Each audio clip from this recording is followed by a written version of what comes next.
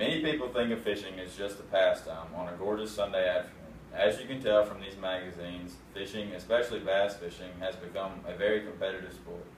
The winners of competitive bass fishing tournaments are treated like celebrities with magazine covers, $1,000 paydays, and sponsorships from big corporations like Walmart, Bass Pro, and Chevrolet. Fishing may have started off as just a Sunday pastime, but now is a $1 million competition. Through personal experience from competing in competitive bass fishing tournaments and my research, I have sufficient knowledge on the constant changes of the fishing industry. With this information, I hope to inform you on the evolution of competitive bass fishing. Competitive bass fishing began many years ago and is constantly changing from year to year, with the equipment and technology changing along with it. Competitive bass fishing actually started in our home state, Mississippi, in 1967. Ray Scott had the idea for modern competitive bass fishing while staying in a motel in Jackson. That day, he sketched the rules and ideas that are still used for competitive bass fishing today. Scott then conducts the All-American Bass Tournament on Beaver Lake, Arkansas, charging 106 anglers from 13 states a $100 entry fee.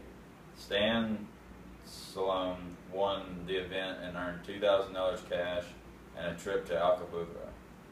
In 1967, Ray Scott formed the Bass Anglers Sportsman Society, BASS. Don Butler became the first BASS member after paying Scott $100 for a lifetime membership. Competitive bass fishing has changed dramatically since 1967. In 1969, Rip Nunnery brought a 15 bass limit weighing 98 pounds 15 ounces. Today, the bass limit is 5 with no weight limit.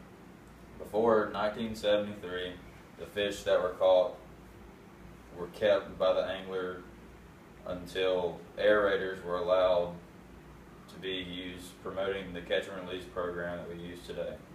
Today, the money awarded to the anglers reaches $500,000, whereas in 1967, the money awarded was only $2,000.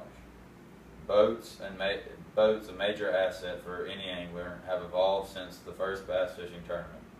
In 1975, there was a boat company called Holiday Boats, which doesn't even exist now. They made boats that were 15 feet long and rated for an 85 horsepower motor.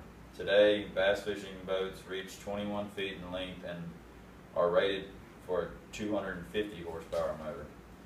Rod and reels have also changed over the years.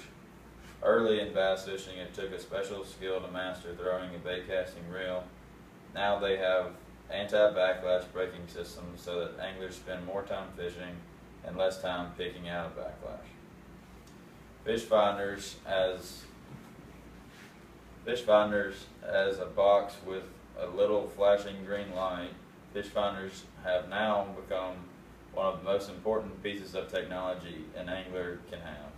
GPS, depth finders, and chart plotters, originally made for ships, are now as important to anglers as a rod and reel.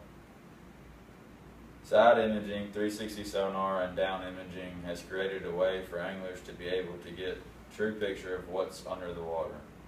The weather radar also makes the fish finder an important addition to any angler's boat. Without technologies like fish finders, the world of bass fishing would not be what it is today. Without changes in competitive bass fishing, it would not be what it is today. Competitive bass fishing began many years ago and is constantly changing from year to year, with the equipment and technology changing along with it. I have been a competitive fisherman for many years and did not know some of the things I researched, especially the history. I know this speech informed me on things I didn't know about bass fishing, and I hope that informed you as well. All right. Yay! Now it's over. I don't know.